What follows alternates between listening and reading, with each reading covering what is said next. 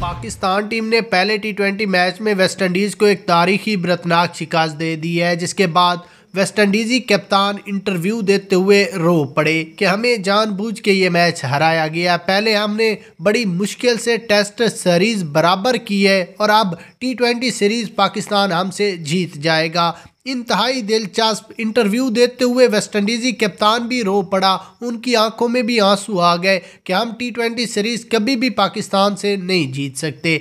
यहाँ पर आपको सबसे पहले वेस्टइंडीज़ी कप्तान का इंटरव्यू और उसके बाद बाबर आजम का इंटरव्यू सुनाते हैं। आज बाबर आजम ने इंटरव्यू में वेस्टइंडीज़ी खिलाड़ियों का भी दिल जीत लिया। इंतहाई दिलचस्प इंटरव्यू जारी हुआ। सबसे पहले आपने इस वीडियो को लाइक करना है और कमेंट्स में पाकिस्तान की जीत के बारे में अपनी राय लाजमी देनी है। उसके बाद वेस्टइंडीज़ी कप्तान के इंटरव्यू में कहना था कि हमने ये डिसाइड कर लिया और सोच लिया है कि अब हम पाकिस्तान से टी20 सीरीज़ ना ही बराबर कर सकते हैं और ना ही जीत सकते हैं। उसकी पहली वजह ये है कि पाकिस्तान होम ग्राउंड में मैच खेल रहा है और होम ग्राउंड में टीम को हराना इतना मुश्किल है कि हम बता भी नहीं सकते, और वो भी एक साइड पिच है, फुल स्पिनिंग पिच है। हमारे स्पिनिंग सिर्फ 2 बॉलर हैं और पाकिस्तान की आधी टीम स्पिन बॉलिंग कराती है।